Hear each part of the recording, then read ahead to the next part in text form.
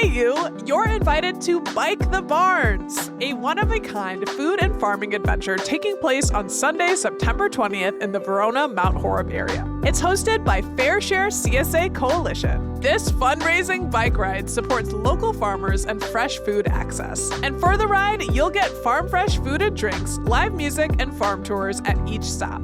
Plus, this is for all skill levels. Spots fill up quickly, so register today at csacoalition.org and pedal together for fresh food for everyone. This is CityCast Madison. I'm Bianca Martin, and here's what Madison's talking about. Today, Epic is in town in a big way. Updates on the city and community's response to the police shooting of Corey Ruiz, plus a good Anya, where some of y'all online sleuths were helping solve a local mystery dug up in someone's backyard. Come on, Indiana Jones, let's go. All right, joining me today is our executive producer, Haley Sperling. Hey, Haley. Hi, Bianca. Welcome back. So glad you're here. She's back. She's back. Yes. So if folks were wondering where I was at last week, first off, thanks for sharing me. I was attending the National Association of Black Journalists Conference in Atlanta. It happens every year, and it's a big gathering for Black journalists to come together and look at how we're covering Black communities, being in community. And there was lots of learning and travel. On the note of travel, when I got back into town to the Dane County Regional Airport, I literally had to take a double take for a moment. I was like, when I got out to head to baggage claim, I was like, what is happening? Am I even in the right airport? It was nuts. It was bonkers. Luggage pickup was like very confusing. I've never had this experience. And now I heard about that there were like private jets there. They're here for a reason. Haley, you've got the story. Yes, the Epic executives are here and they are flooding, apparently, our airports, our restaurants, our hotels. It is Epic's annual users group meeting, aka UGM, that kicked off on Monday and runs through this Thursday, August 20th. This is one of two mega conferences that the Verona-based healthcare company hosts every year. And UGM is specifically designed for executives, directors, and clinicians. So hence why you probably saw so many guys in suits on your plane into Madison and at the baggage claim. And this is one of those events too. Every year they've got a different theme. We know that Epic CEO Judy Faulkner, she loves a bit, as do I. I do respect it. This year's theme is, quote, "Meet me at the midway." So like state fair themed, I guess.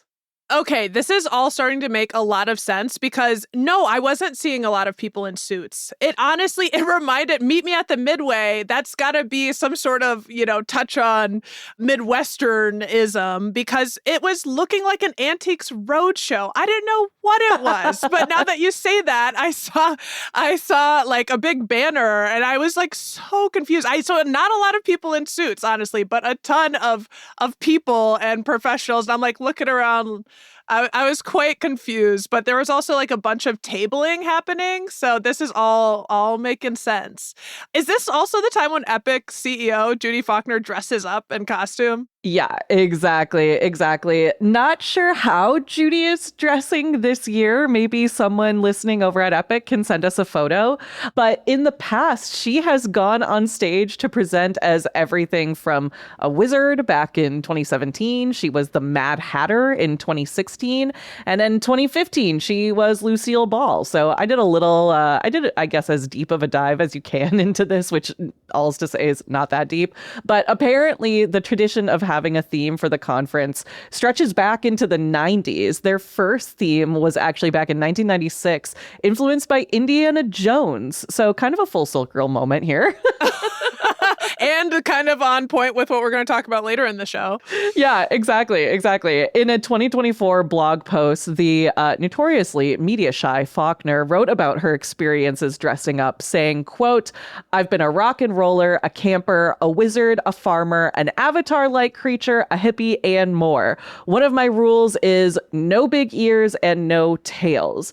My favorite costume was the Scarecrow from Oz because the Scarecrow didn't have a brain, so I could mess up my talk and still be in character." So again, we love a queen who's committed to the bit. And I guess here, Judy confirmed no big ears, no tails, no furries out in UGM. And she's still trying to be professional, like giving her a reason to sound stupid. Like, I can do that if I'm the Scarecrow. Jokes aside, though, Epic is also in the news this week for a totally different issue. They are the subject of a new investigation. Kind of changing tones there. Haley, what's going on? Yeah, so late last week, news reports came out that the FTC, the Federal Trade Commission, is pursuing an antitrust investigation into how Epic grants or withholds data.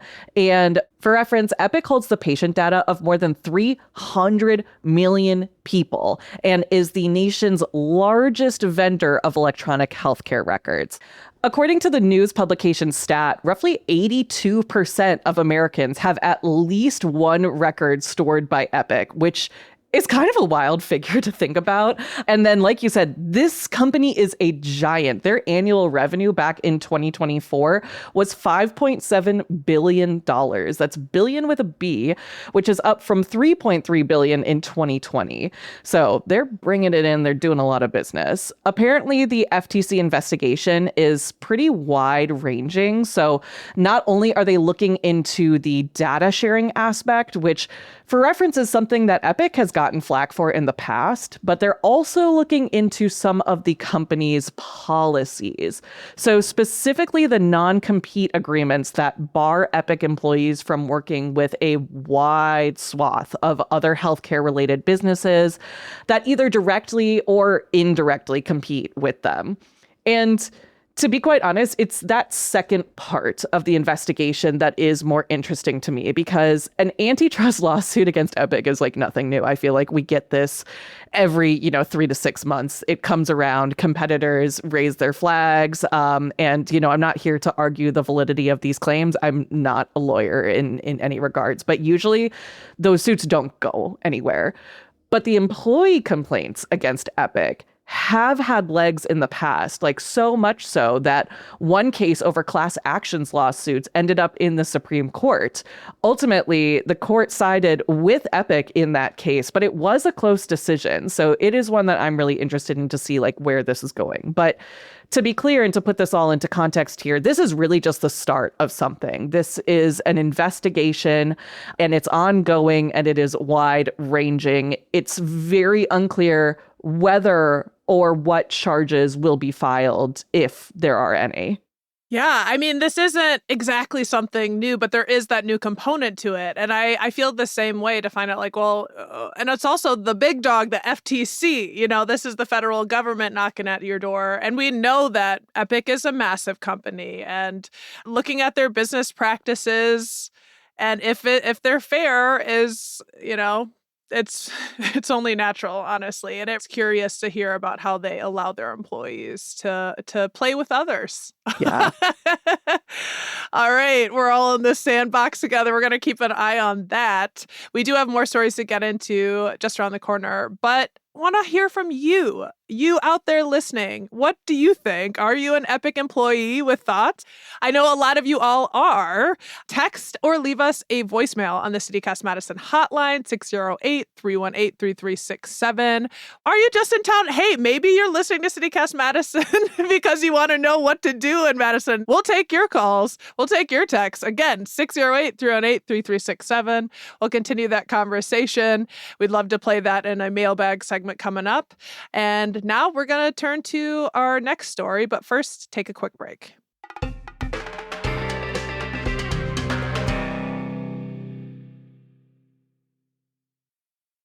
So now we're shifting over to Willy Street, where lots of the city's attention is at.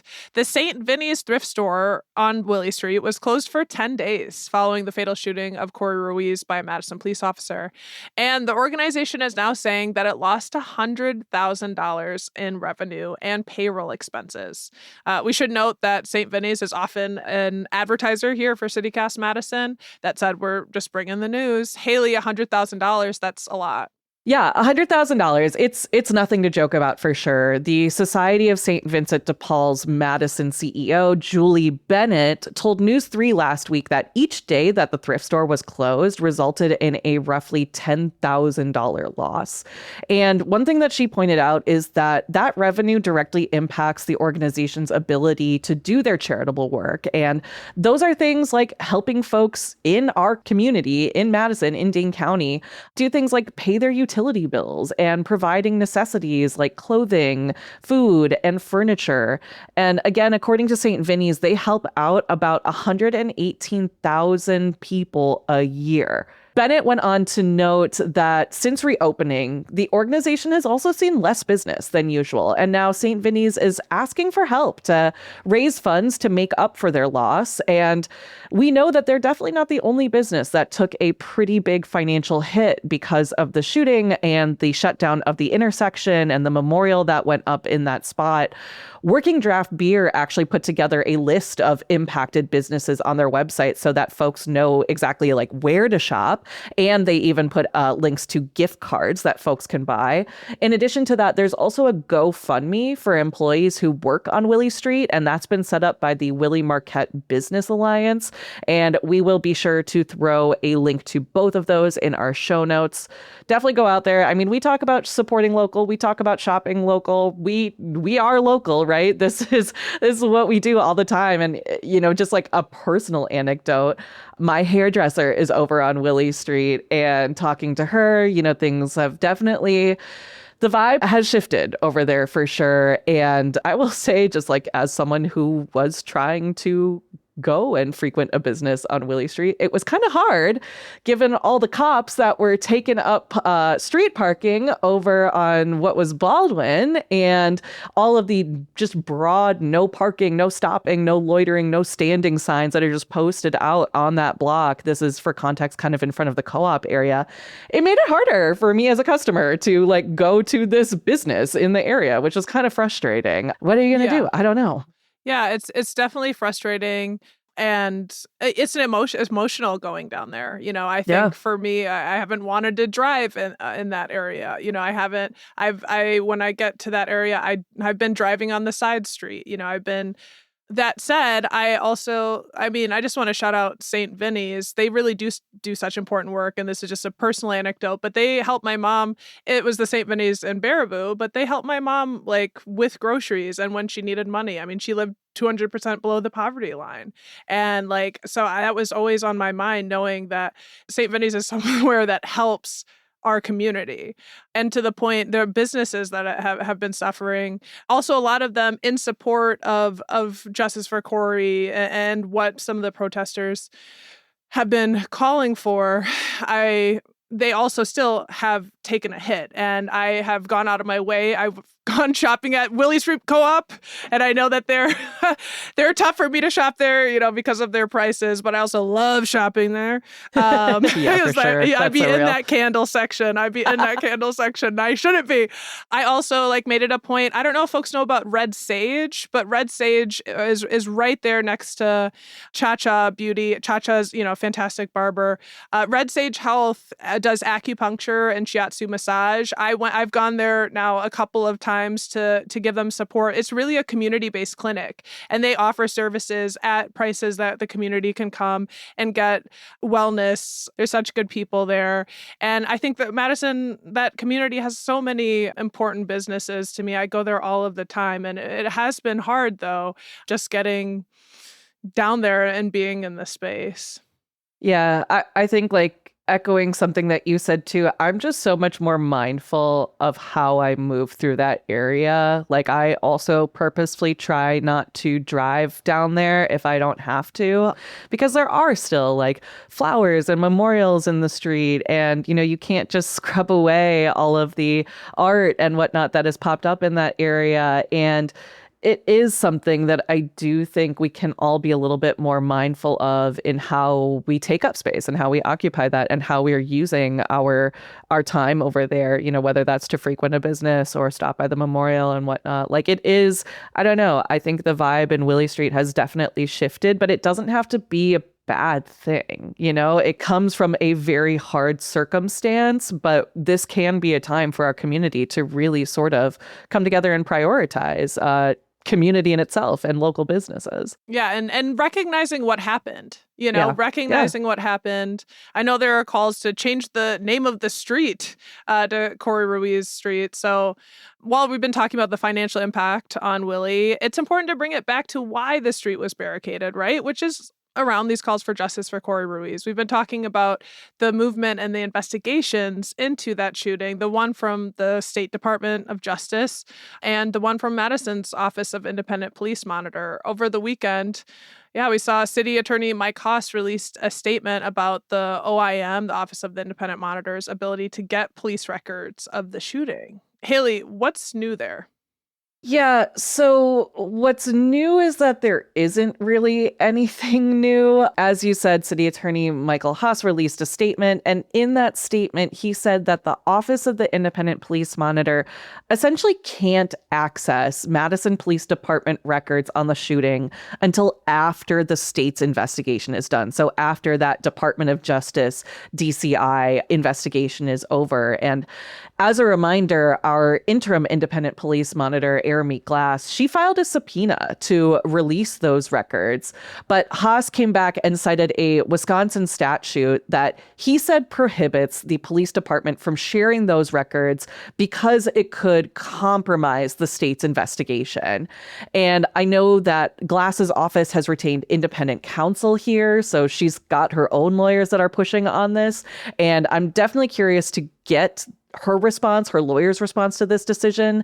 It's a lot of legal back and forth, but it's something honestly really interesting for me to watch and see how the city navigates in this time because, in the grand scheme of things, the Office of the Independent Monitor is still very, very new. And we haven't seen really how the city operates with it intact. And it's something that we've never really dealt with before. So these are just sort of legal questions and just new sort of legal gray zones that the city is having to navigate here. And I guess I don't blame them for erring on the side of caution, to be quite honest. Yeah, it's totally new territory for Madison. It isn't in the country, right? It isn't in the nation. And that's something that Monitor Glass has talked about. I'm thinking about when she came on the show and she told me that there are different ways to approach these investigations. And I can't help but think about the fact that our city attorney is the attorney for both the police department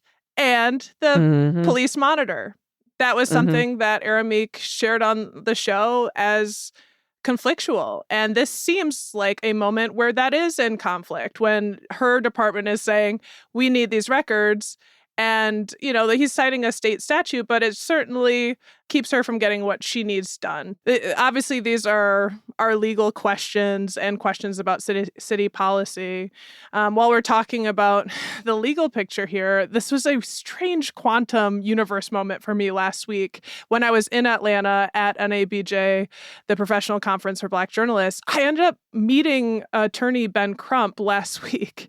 Crump is representing Ruiz's family in their pursuit for justice and conducting his own investigation into what happened. If you haven't heard attorney Ben Crump's name, he was the attorney for George Floyd's family. The reason why Crump was in Atlanta, he was there on behalf of Nolan Wells. If you've heard about that story, Nolan Wells is the Black 18-year-old teen who was found dead off the coast of Mississippi days after going to a boat party with all white friends on the 4th of July. I mention that because race is a part of the story. So Nolan Wells' parents were at NABJ there to tell their story and to plead to the 4,000 journalists there to keep Nolan Wells' name in the zeitgeist and ask more questions, because there are a ton of questions in that case. And I know that we're talking about Corey Ruiz, but being that they asked to share this information, I do want to take the moment to just note that what happened in Nolan Wells' situation, very different, but police officials right off the bat said there was no foul play and are investigating his death as an accidental drowning. And the parents are like, what do you mean? Like, that's a prejudgment to say there's no foul play. So they're the officials that are responding to this. So that's really, it begs these questions around independence. And like it or not, this story with Corey Ruiz is a big national story. That's why there is now a top civil rights attorney on it calling for more investigation to what went down here on Willy Street. Yeah, absolutely. I mean, I think it's just another layer to this story that emphasizes that there's just not one way to look at these things, right? Like we've said, there is the Wisconsin DOJ investigation here. There is the independent monitors investigation. There's been Crump's investigation. And like at the end of the day, like we hope they are all looking for the same thing, which is quote unquote justice. But what that means to each individual party is going to be different. So I'm really curious to see how, again, our Office of the Independent Monitor, like how they're able to move in this space and proceed with their investigation. We know she's still investigating, right? Like we had Rob Chappell from Madison 365 coming on the show to talk about, like, even though she doesn't have the MPD records, she's still working with a lot of other stuff to pursue her investigation. So like it's still happening. It's not like this is absolutely holding things up. But like, yeah, I don't know. It's really interesting to see how the many different players move in this scenario. Yeah, we're going to keep on developments for the story here as we have been and carry on to some more local news. A good on ya seg. I know things are heavy, but we got to have some light here in this world. And our good on ya seg is going to some folks who banded together to figure out a Madison mystery. All right, we're getting into that next. But before we do, let's take a quick break.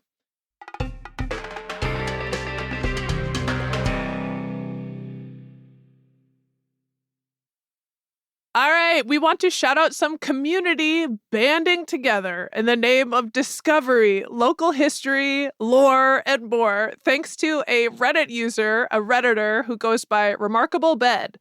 They posted that they dug up mystery stones in their yard with writing on them. They were, as one does, working to put a retaining wall up for their house from the 1940s and like started uncovering multiple like 2.5 foot-ish stones that were seemingly part of a building facade. And then they turned to the Madison Reddit to help. They asked for help, which is a good thing, a good community thing. And that led to a crowdsourced investigation figuring it out. The kid in me who wanted to be an archaeologist is giddy in this one. Y'all can dig deeper into the Reddit threads and research citations, but user Sky Bunny found a quote, OG image of Cottage Grove Grade School from 1921. And the stones appear to match. Haley. Mystery solved, right? Like Scooby-Doo on the case. We love a happy ending.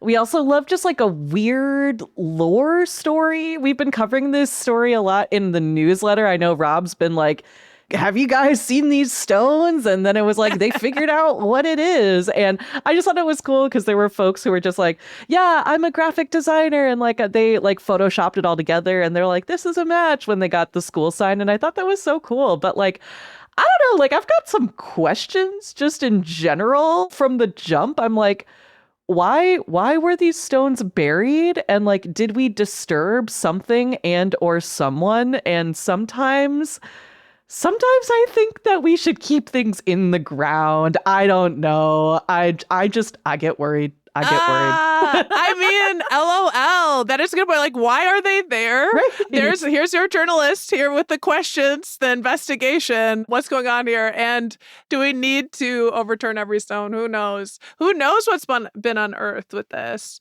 At the very least, some community connection was brought forth from the depths, but what else?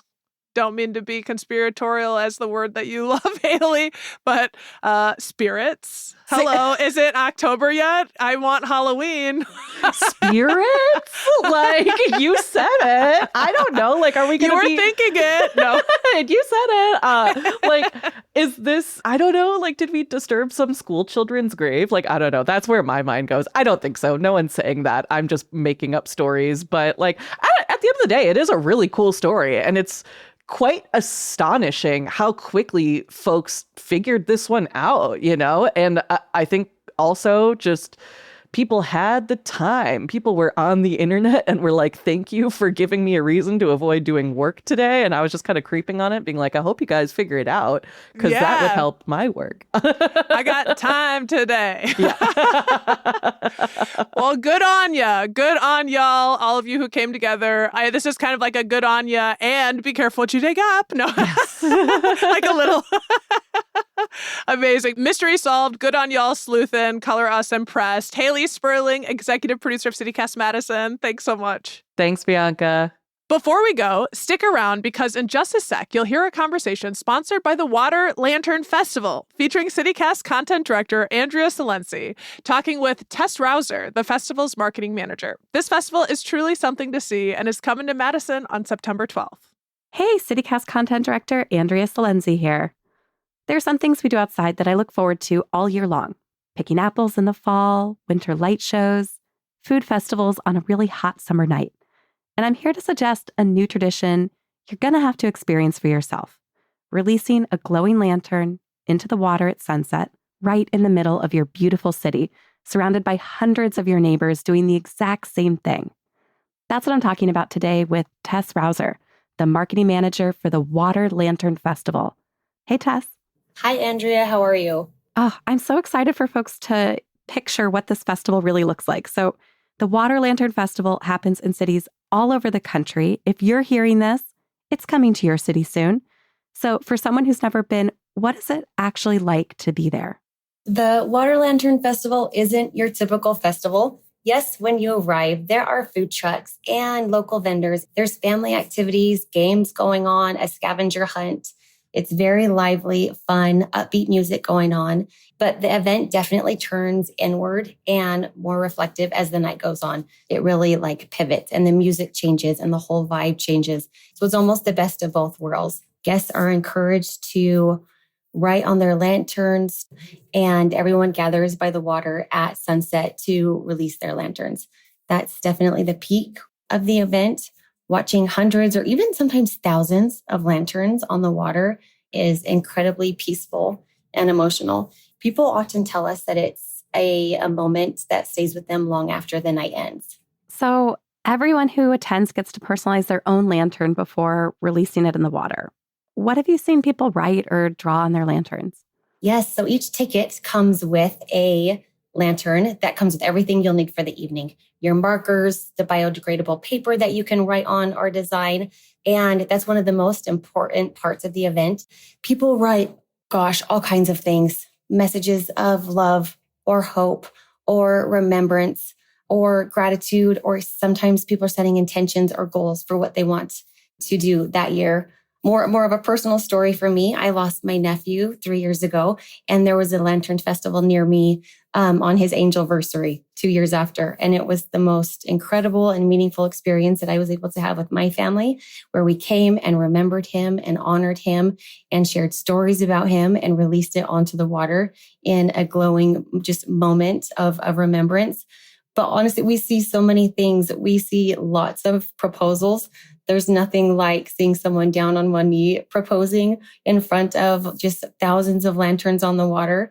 So it's fun because every lantern tells a personal story, but when they're released together, it becomes a meaningful and powerful shared moment. So it's shared grief or shared celebration. It's kind of all of it. It is. It's all of it. You'll see names, you'll see dates, hearts, drawings, but even sometimes just a single word that holds a lot of meaning. So when you look out at the crowd at one of these festivals, what do you see? Is this families, couples? Who's the attendee? It's really a diverse crowd, which is something we absolutely love. You'll see the families with kids, couples, friends groups, lots of girls' nights with their charcuterie boards and blankets and pillows that they brought to set up camp for the night. There isn't one type of attendee, and that's something we absolutely love. So definitely brings together people from all walks of life. Can you give me the scale of Water Lantern Festival? Like, how long has this been going on? How many cities have you been to? How many people have released a lantern into the water? Yes, we actually just surpassed our 2 million lanterns being released into the water. So the largest lantern festival of its kind.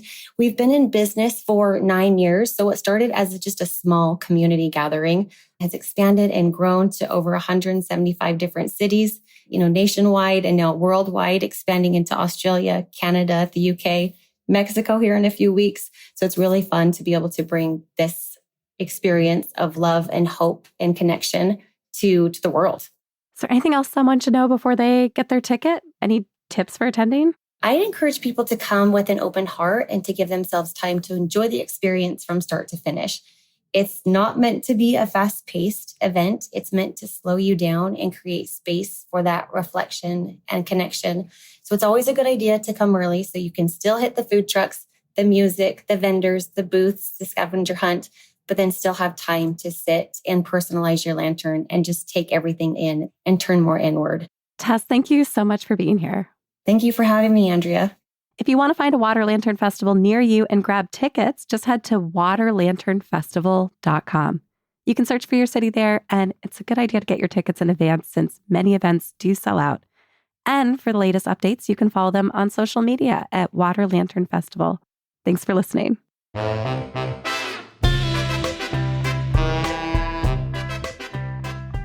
That's all for today here on CityCast Madison. I'm your host, Bianca Martin. Don't forget, you can support this show and get great perks by becoming a CityCast Madison neighbor at membership.citycast.fm/Madison.